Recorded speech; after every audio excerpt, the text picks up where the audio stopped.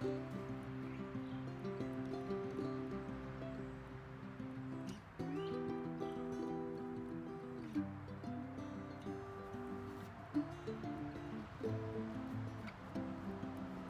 Shia.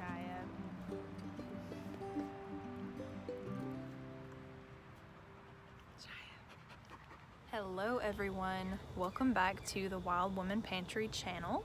I'm Alex and this is the third garden tour of 2021. I've got a lot to show you because it has gotten a lot warmer, and so everything has taken off and started growing out of control. So I thought today would be a good day for the garden tour because it's kind of cloudy. It's been sprinkling on and off a little bit today, and the high is like in the mid-70s today, so it's actually pretty mild. It's been close to 90 degrees during the height of the day for the last week, so it's definitely getting hot. I'm about to have to switch gears and start gardening earlier in the morning or later in the evening than I'm used to. But yeah, I thought I would start out by showing you guys my some of my plant starts that I have here that I need to get transplanted soon. We are going to have a thunderstorm tomorrow, so I was going to transplant a lot of things today, but then I decided to hold off until after the thunderstorm because I didn't want these seedlings that I've spent so much time and effort to grow. I didn't want them to get damaged in a storm. So I have to introduce you guys to Basil, my garden gnome. Chris gave him to me for my birthday this year, and he has yet to make his way out to the garden where he will be residing, but he's helping out, watching over these seedlings right now. These are the newest seedlings that I started. I really started these, I don't know, a couple of weeks ago, and I just put them in some bigger pots. As you can see, I'm reusing these yogurt containers, which poke a couple holes in the bottom, and put it in this little tray so that I can bottom water, and they absorb the water from the bottom, and that's a really cheap way to start some plants. These are cucuzza gourds. It's an Italian heirloom that is a gourd that grows really long, gourd fruit, but if you pick them when they're smaller and younger, they're kind of like zucchini, and it's my first year growing these. I'm really excited to grow them because I actually, believe it or not, have Italian heritage. I have Italian ancestors, and my grandfather, my great-grandfather, whose parents immigrated from Italy, my mom has memories of him growing cucuzza in his garden, so I think that's going to be really special. These are some silver slicer cucumbers. I've never grown silver slicers before, but I'm excited about them. I got the silver slicer seeds from a seed swap. If you like Baker Creek heirloom seeds, look on Facebook and find Baker Creek Heirloom Seed Gardeners is a group, and they do, every Wednesday, they do a Wish Wednesday where you comment with something that you're hoping to grow, and someone else comments if they've got it and if they're going to send it to you. Then they you just, private message them your address, and someone sent me these seeds. Like, how sweet is that? I just thought that was really cool. And I also got some other seeds from the seed swap that I'll talk about later. In this pot, I don't know if it's gonna grow or not, but I planted, let's see, I don't see anything sprouting in there right now. A couple of days ago, I planted some seeds from a dried red chili pepper that came with my meal when I ordered some takeout. Yeah, I know you guys know I order way too much takeout, but we got some Thai food from the local Thai restaurant, and I got this dried red chili pepper with my meal, and it hadn't been cooked. It was completely dry, so I went ahead and planted the seeds to see if I can get them to grow. Over here, these are zinnias. I've never grown zinnias before. but these are the Queen Lime Blush zinnias, and they're a gorgeous color, so I really hope that they do well. I mean, they look like they're gonna be great. This is actually a sweet potato start. I'll explain more maybe in a different video, but I basically sprouted this from a sweet potato that I grew at the grocery store, or that I bought from the grocery store, and I recently put it in this pot, and so I might get some sweet potatoes this year.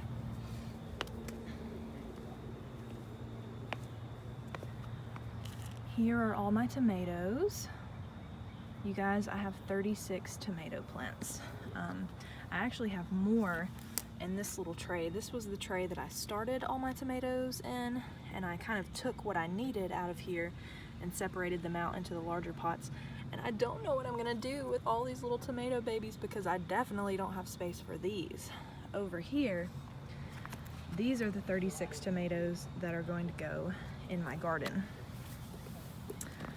And I barely have room for them, so I don't know what I'm gonna do with those other little baby tomatoes. But the tomatoes I'm growing this year are Dr. Witchy's Yellow. I'm not exactly sure if I'm pronouncing that right. Could be Witchy, but I'm excited about these yellow heirloom tomatoes. I'm also growing Cherokee Purple Tomato, which is one that I grew last year and was absolutely gorgeous and absolutely delicious. And I think I've got about 4 or 5 plants of each type of tomato. And what else have we got here? That's another Cherokee Purple. Okay, so this is just like a regular beefsteak, which is actually a hybrid, not an heirloom, but it's a really great tomato. Ooh, we've got Blue Cream Berry. So that is a cherry type tomato, and it's gonna be yellow and blue cream berries. Very excited about that. Also growing Black Beauty, which is going to be a really dark purple black tomato. I'm growing a regular red cherry tomato, and honestly I'm in love with these basic red cherry tomatoes because the plants are actually pretty disease resistant, and I think this is a cherry, my tallest one. They sprouted before everything else, and they're just really hardy plants. Oh, okay, I think the only other tomato that I forgot is the Paul Robeson tomato. And the Paul Robeson tomato is just supposed to be spectacularly delicious. It's kind of like a dusky, purplish red looking tomato. It's supposed to have a really smoky, delicious flavor. So I'm so excited. All of these babies need to go in the ground pretty soon. This is Golden Giant Amaranth, which I've never grown before, but they grow up to 10 feet tall and produce a pound of grain per plant. They're long overdue from going in the ground. I think that's kind of like the story of my life this gardening season, is that I left things in these little pots way too long, but I planted some things out in the garden that I thought I left in here way too long, and they're doing great, so we'll see how it goes. I've got some basil here. This is Feverfew, which is a little yellow and white flower, very small compact plant that is also a medicinal herb. It's called Feverfew. These are 2 tomato plants that my dear friend Katie, a fellow gardener, gave to me. What are these? One of them is a Dr. Witchy's Yellow. It was just so big and looked a lot healthier than my plants did, so she gave it to me. And then Black Cherry. One of them is a black cherry, so a cherry tomato that's called a black cherry. I'm excited to try. I picked up a little sage at Tractor Supply the other day because my sage died. I don't know why, but in one of my previous garden tours I talked about my struggles with the the chicken manure compost that I think killed my sage, but everything else loves it, but my sage has died. Yeah, again, all these tomato babies. If you want some tomatoes, let me know, because you can have them, otherwise they're probably gonna go in the compost. Now these right here, these are ground cherries. I'm so excited because I've never grown ground cherries before. As you can see, they look like a very similar to a little tomato plant with these purple hairy stems. The leaves look a little different, a little rounder than a tomato, but they are related to tomatoes and tomatillos, but they're a sweet fruit. Like, I mean, tomatoes are a fruit, but they're sweet. You can make jams and pies with ground cherries. So, yep, gonna have ground cherries this year. And if you try and grow ground cherries, just know these took a full month to germinate. I thought that they were not going to germinate, and people on the Baker Creek Heirloom Seed Gardener group actually reassured me and said, just wait. They take a really long time to germinate, and mine did take a full month to germinate. So that's all of my starts. So those are all my starts, and let's go take a look at the garden. It really does feel really nice out here today. It's just overcast, there's a little bit of a breeze.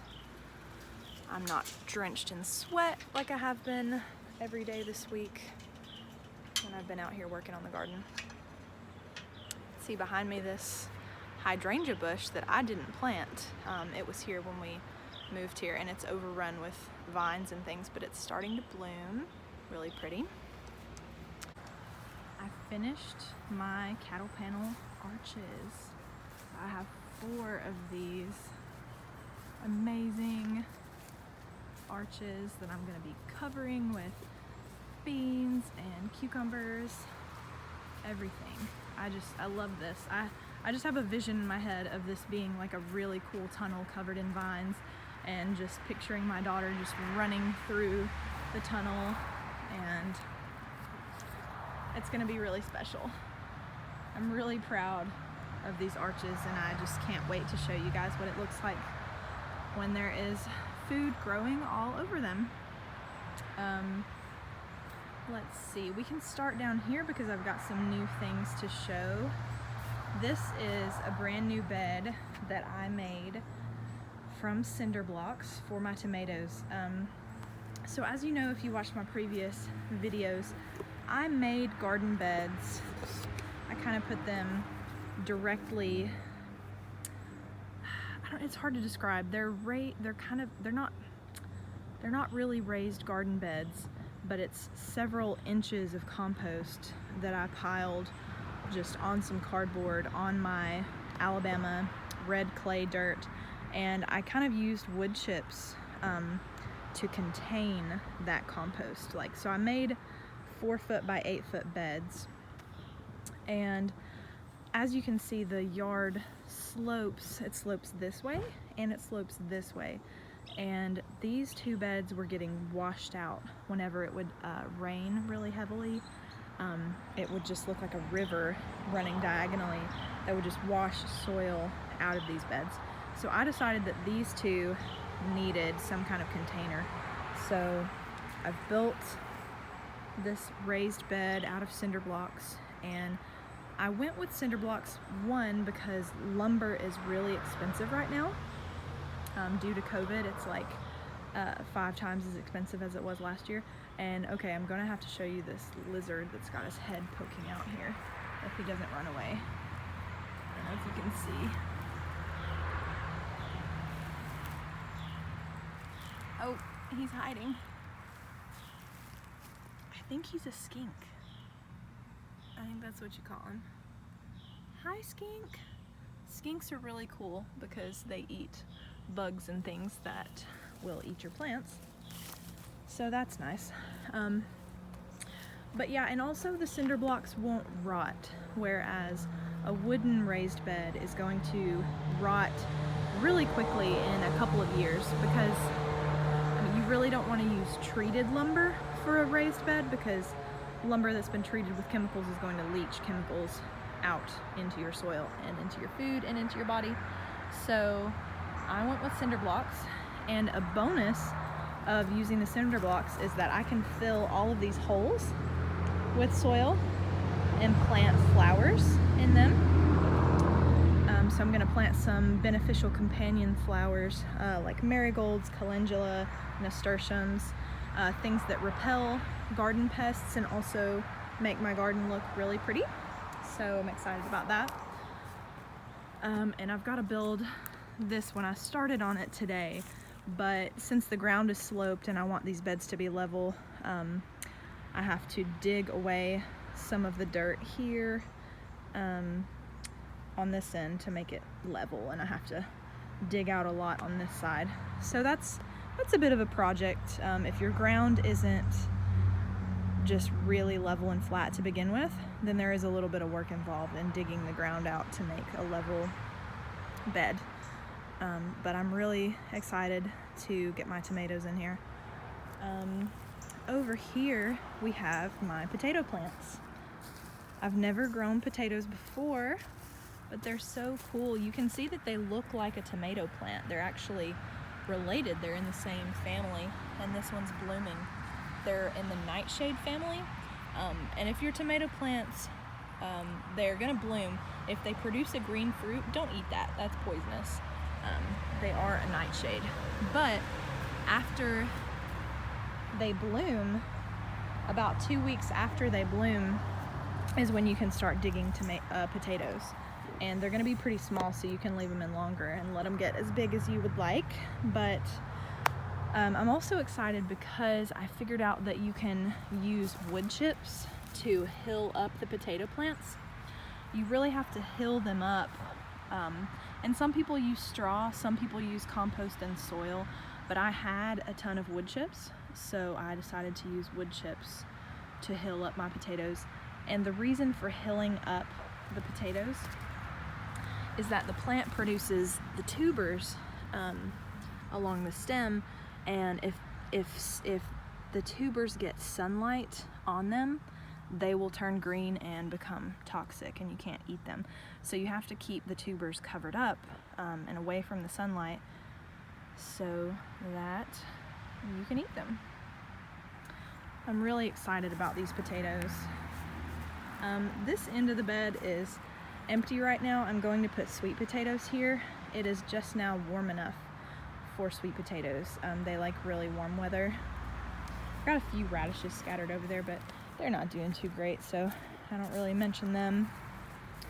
But yesterday I did plant 2 pumpkin plants and a kukutsa squash plant, and I started those indoors. And the pumpkin plants, you know, I don't think they were super happy in the little tiny pots that I started them in, but we're gonna see how they do. I mean, if you're ever unsure about, you know, did this plant stay in this tiny little pot too long? Is it root bound? Is it gonna grow?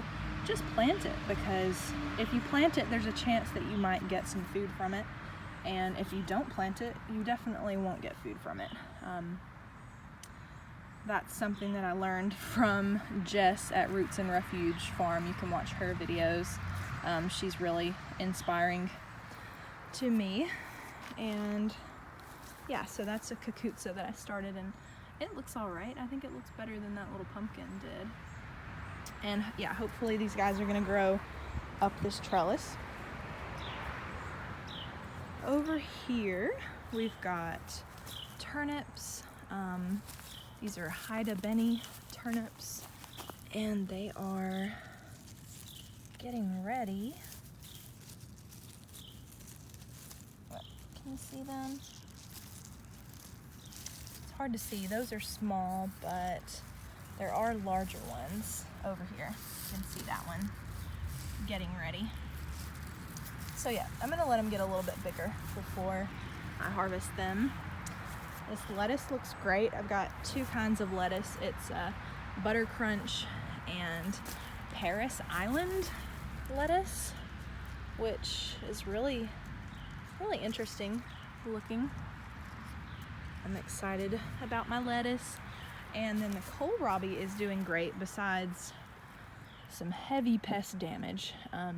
I have not been good about spraying my plants with my organic pest control like I was supposed to do. But as you can see, let it be a lesson to you that plants can take a lot of bug damage and still keep on keeping on. So, but also don't be an irresponsible gardener like me and spray your plants. But this is my kohlrabi. You see it's starting to make a bulb here, and that's the part that you eat. I mean, you can eat the leaves too, but this is gonna make a big bulb that you can pickle and shred and eat all sorts of different ways. So I'm excited about the kohlrabi. Over here, I planted these okra starts that I started from seed. And again, this was something that I left in my little starters way too long, but it's doing great. Since I put it out here, they're starting to grow new leaves. This is Clemson spineless okra, and this is, look at that gorgeous color. This is Jing orange okra from Baker Creek. So it's actually gonna make beautiful, like red-orange okra pods. So I've got a mix of those two okras. And I also, as soon as I put the seedlings out, I went ahead and did a heavy layer of the wood chip mulch too, because the soil was just drying out so quickly. And I was having to water it every day. And so I put this mulch down to help keep the soil moist for longer so I don't have to water as much. And along the back of this trellis here, I planted, just yesterday, I planted Charente melon seeds. It's a French heirloom melon that is like a cantaloupe type melon. And I planted that here. Very excited about it. Probably on the back, I will put some watermelon seeds on this half. So yeah, this whole arch will have two kinds of melon growing on it. Down on the other end, I'm gonna plant my cucumbers, my silver slicers, and my Market More cucumbers. Over here, I transplanted some beans that these are lima beans that I started inside several weeks ago, and they look much happier now that I put them in the ground. And then yesterday, I planted more of the lima bean seeds on the other side of this trellis. So over in that space, I planted more lima bean seeds. And how about this? I came up with a new method for protecting my bean plants from bunnies. If anybody watched my previous videos, you will learn that last year I grew 50 bean plants, and all but 5 of them were eaten by bunny rabbits. So I had to get creative this year and figure out, okay, I want to grow beans. How am I going to keep the bunny rabbits away? Because there's no way, I mean, the only way to keep rabbits out of my yard would be to put chicken wire all along the chain link, because rabbits can fit through the chain link, but I don't have time for that. So this is one way, because the only thing that the bunnies really ate in my garden last year was the beans. Occasionally they'll get after my lettuce, but I really just had to accept the fact that bunnies are going to be in my garden, and this is one way that I could protect my bean plants. So this is just called garden fencing that you can get at Lowe's or Home Depot or your hardware store.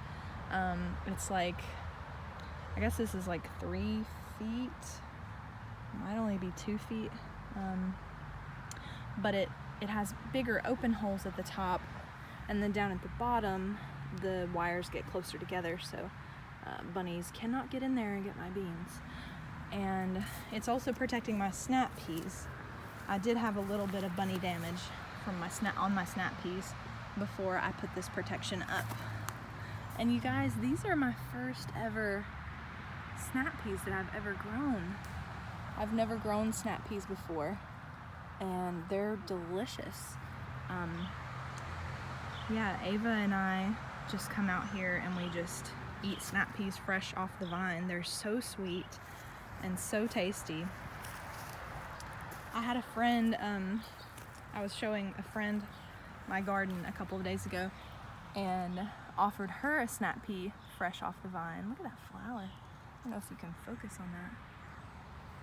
Yeah. I offered her a snap pea fresh off the vine, and she said it was sweet and delicious, and she said that usually when you buy them at the store they taste like dirt. She said she thought snap peas tasted like dirt, but this one, she said, so fresh off the vine, was really delicious. So that made me happy. I mean, food grown at home is always way more delicious than what you get at the store. As you can see, these mustard greens, these are mustard greens, and they're just going crazy.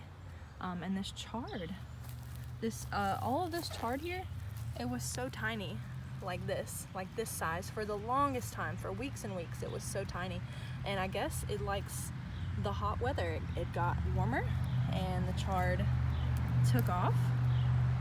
Mustard greens took off. Back in the back, you can see I've got red ragged jack kale interplanted with some turnips back here, and that's all doing really well. My Chiji Masai, oh gosh, I'm so embarrassed about that. That's just so sad. I've been so busy, y'all. I still have a huge list of things that I need to do out here, and spraying my plants has just not been a priority. These are still looking okay, but I really need to get out here and spray some BT on these greens so that they will not just disappear. Look at this. This is the biggest red ragged jack kale that I have currently. It's really big and beautiful, and I love it. I can't wait to eat some of it. And that's all. Nope, that's not all. This arch up here I planted yesterday with cow peas. So black-eyed Alabama, they're California cow peas, they're black-eyed peas. And also on that end, actually I don't know which end, we'll see when they come up, but half is cow peas and half is purple green beans. So, and I put up a bunny fence so that the beans won't get eaten by the bunnies.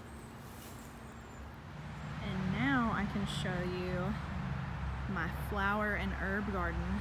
And I looked back to my second garden tour that I took, I don't know, maybe a month ago. It's hard to remember exactly how long ago that was, but the garden did not look like this. It was pretty bare. So I'm gonna open this gate, come give you a look, kick my rock out of the way. There. Hey Shia. Hey baby girl. Are you happy? Are you a happy puppy? Yeah, you are a happy puppy. Yes, you are. Look at this, guys. So that is a pumpkin plant. It is a volunteer pumpkin that I thought was a cucumber. If you remember from my second garden tour, I have 4 of these little plants that volunteered along the back edge of the garden here. Look at that, it's massive. It is so ridiculous. So yeah, it started there. I have 2 right here and 1 over there. And this is a flower and herb garden is what I'm gonna be using this space for, but these guys volunteered, they popped up.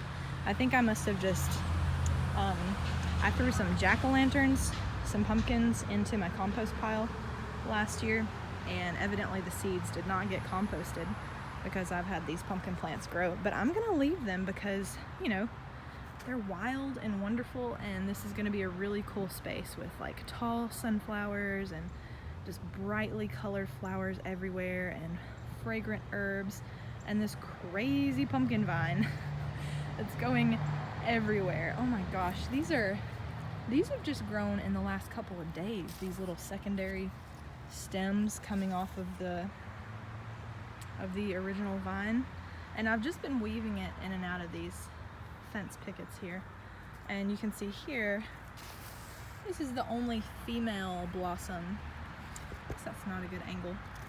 This is the only female blossom that I've seen so far, and it just bloomed the other day, and hopefully this is gonna turn into a pumpkin. So cool. But yeah, I also have planted a lot of things. These are zinnias here, more of the queen lime blush zinnias, and these are straw flowers, which are really gorgeous. I've planted sunflowers. It's like a really tall mammoth variety, and then this is a red sunflower. My rosemary bush. Oh gosh, rosemary smells so amazing. It's my favorite herb. And there are more sunflowers back here.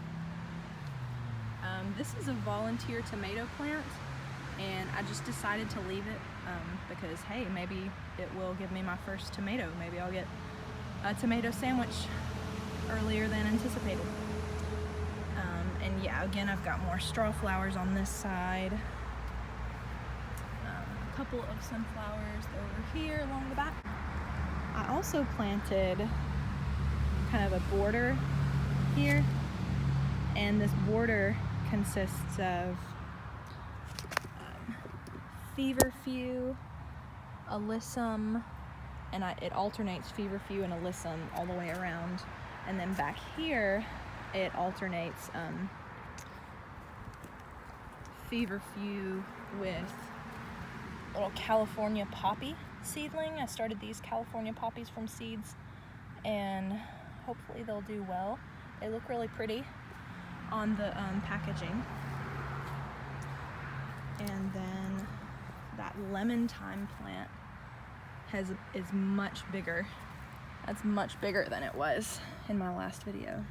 In the circle bed by my bird bath, I've got those Japanese white dandelions from last year, and this is Coreopsis, which is actually a native plant that I collected seeds from at one of the rivers around here, one of the national parks. I just saved some seeds from a really beautiful Coreopsis flower, so that'll come up soon. And I also went ahead and transplanted some calendula that'll hopefully do well, so there's some calendula in the bed as well. These are some plants that really need to go in the ground. Ugh, feverfew did not last. Oh my gosh, that marigold, it's about to bloom. I got some marigolds here, and that one's about to bloom. This is chamomile. Oh, there's a wasp. This is yarrow, which is a medicinal herb that is also a very pretty flower. Needs to go in the ground. More Coreopsis, random tomatoes that I did not plant.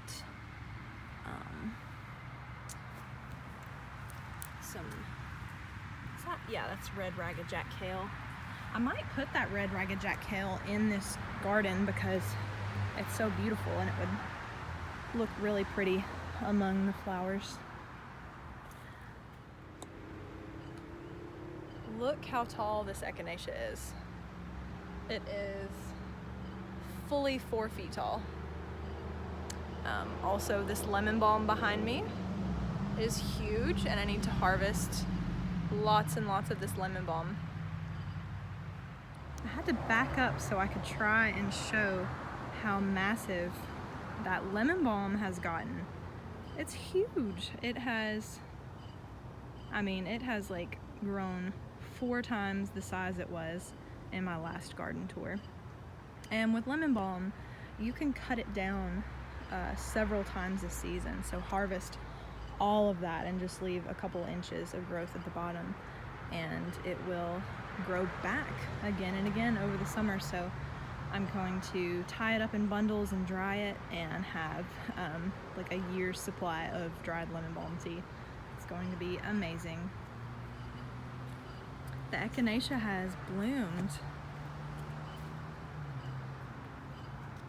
This is my first echinacea bloom of the season. It's a really pretty cone flower, and the center is just a vibrant orange color. And echinacea, it doesn't smell like much. It's not like a very fragrant flower, but I will make echinacea tea. You could probably take this blossom off and make some echinacea tea. And then probably in the fall, I will dig up and separate some of these plants and harvest some of the echinacea root, which makes the most potent echinacea tea. But look how many blooms it's gonna have.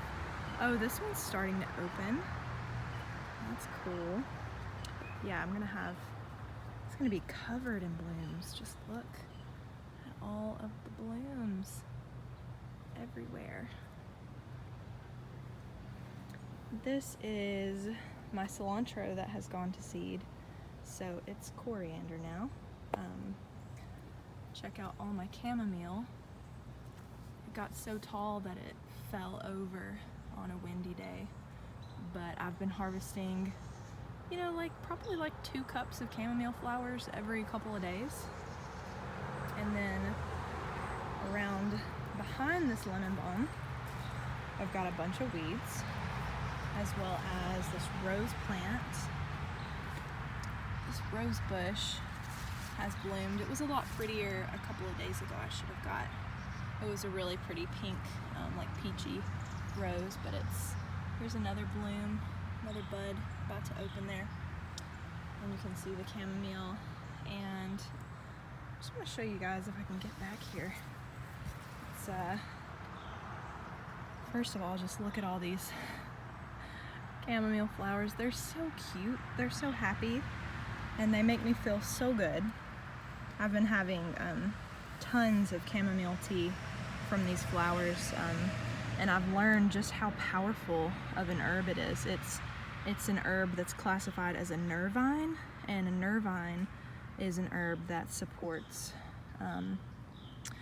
your nervous system health. So it's a nervine is either something that soothes your nervous system or just supports a healthy nervous system, and it really works, you guys. Lemon balm is also a nervine. So yeah, I just have lemon balm tincture that I take several times a day, and all this lovely chamomile tea. It's working wonders on me, you guys. It really is. Let me find these pods down here. Yep, here are the kale pods from the kale plant that bloomed, and it's making these pods now, and pretty soon they'll dry out and turn brown, and I can harvest the kale seeds from there. It's such a mess back here, you guys. Yeah, it's a mess back there. That lemon balm needs to be harvested, and weeds need to be weeded. Also, the sun just decided to come out really strong for the first time today, so I'm getting sweaty. Shade is nice. But that's it, guys. That's, I would say short and sweet, but I don't actually know how short it was. Hopefully it was sweet. But